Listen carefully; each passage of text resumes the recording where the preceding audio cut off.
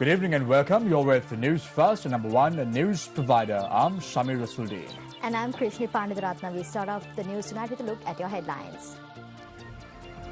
The Minister of Higher Education says speedy steps are being taken to prepare the necessary laws to set up private universities in the country. The UNP complains to the International Parliamentary Union about the court-martial's verdict against MP Sarath Fonseca. The Canadian Prime Minister says the federal government will not hesitate to change its laws to curb human smuggling.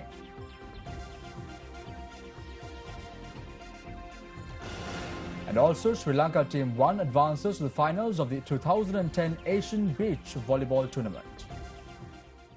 Minister of Higher Education S.P. Dissanayake said that swift measures are being taken to compile the necessary laws to establish private universities in the country. He expressed this view in a response to a query raised by UNP MP Dayasri Jayasekara in Parliament today.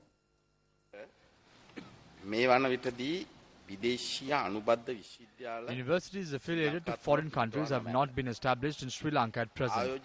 Institutions which provide foreign degree programs, diploma programs and certificate courses under the approval of the BOI have been established in Sri Lanka.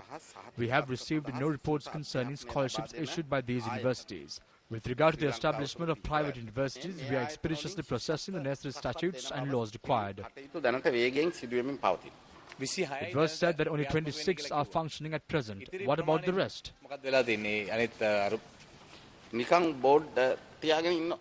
have simply put up their boards. Neither the Minister of Higher Education nor the University Grants Commission has any connection with these institutions. These things are happening as a result of us having no control of the curriculums offered at these institutions. Isn't that right? Previously, this government did not have a proper policy when it came to the establishment of private universities. But today, the government has taken a decision to grant an opportunity to internationally acclaimed universities to set up here. We will provide the necessary facilities for this.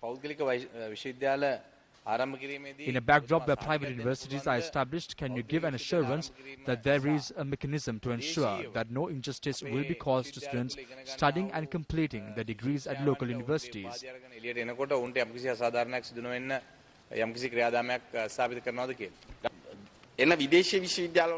There will be no effect on Sri Lankan universities from foreign universities. Our universities can benefit as they can establish ties with these universities and conduct exchange programs.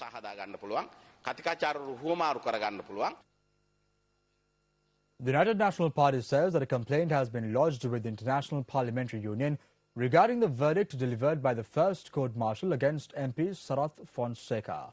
This was revealed to the media by UNP MP Dr. Jayalatha Jayawardena at a briefing convened today.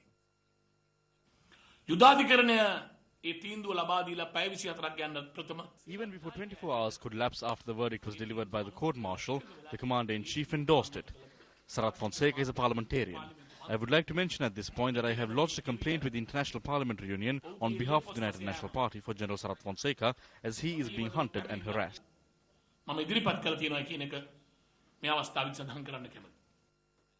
Meanwhile, Dr. Jayalatha Jayawardena has made a request stating that Minister Vimal Veerawansa should also join the occasion on which the President is scheduled to address the United Nations General Assembly.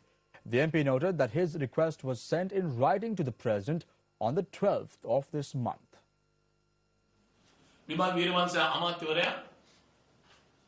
Veerawansa, who acted out a drama opposite the official United Nations office in Colombo, will now get an actual opportunity to do this opposite the Secretary General. If he does not want to act this out in front of Ban Ki-moon, then he can ask for Ban Ki-moon's forgiveness in front of the President for this serious wrong, which is undiplomatic and immoral. The strike action launched by the Wildlife Veterinarians Association was observed for the third day today. Its secretary, Vijitha Perera, stated that a decision on whether or not to take forward the strike will be taken tomorrow, subsequently to a general meeting. Wildlife veterinarians commenced their strike on Monday, requesting authorities to rectify the lackluster measures taken by them to quell the human-elephant conflict. They charge that the scarce resources and insufficient personnel have acted as a catalyst to further aggravate the situation. Incidentally, the Wildlife Veterinarians Association convened a meeting with the Deputy Minister of Economic Development in this regard today. The Deputy Minister appointed a committee since he was unable to offer us an instant solution. The committee consists of ministerial officers and members of our association. Another meeting will be convened on the 21st to review the progress made. News First also inquired into the success of today's meeting. Rather than calling it successful, we would like to say that it was optimistic. We saw that the Deputy Minister was optimistic about solving this issue. We cannot reach a conclusion after today's discussion alone. Minister of Economic Development Basil Rajapaksa says that measures would be taken under the Mahinda Chintana Idiridakma program to provide villagers with all facilities available in the city. The minister expressed this view while attending a function in the Kadwala area this morning. The bridge built across the Kalani River linking the Mapitigam area in Dompe located within the Gampaha district and the Navagamu area in Kadwala located within the Colombo district was vested in the public today. This was done under the patronage of Minister Basil Rajapaksa.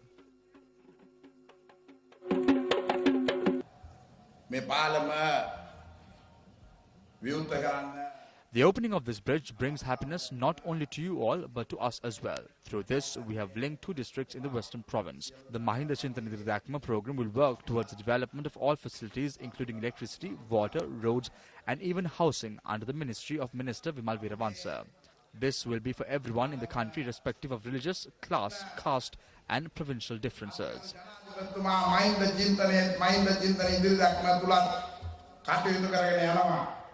A group including Ministers Susil Premajayanta and Vimal Veeravansa was also present at the occasion.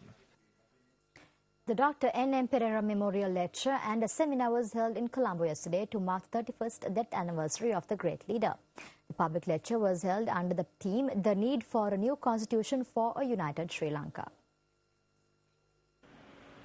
When you think of the fact that there is a breakdown of governance, there has been maladministration, and the whole process of alienation of the people from their elected representatives, distancing of them, and this has led to the fact that we all know, where people who, just because they had money and power, some undesirable people too have been able to get into Parliament. And the process of setting up the executive presidency, taking away from Parliament itself those executive powers, had further distanced the people.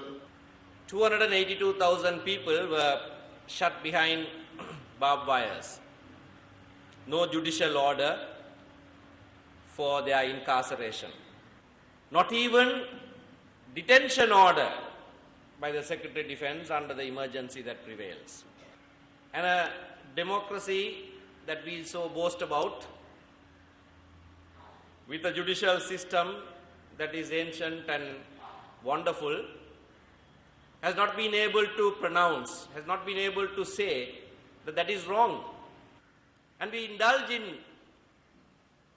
exercises to bring in amendments to the Constitution which has become totally irrelevant today.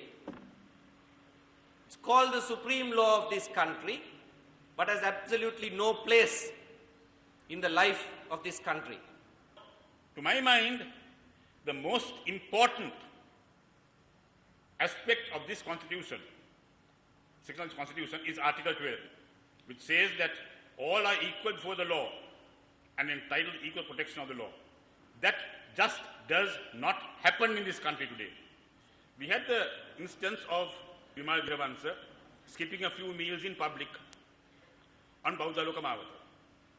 Now there are crowds gathering and there had evidently been some sort of obstruction of the entrance of the United Nations headquarters.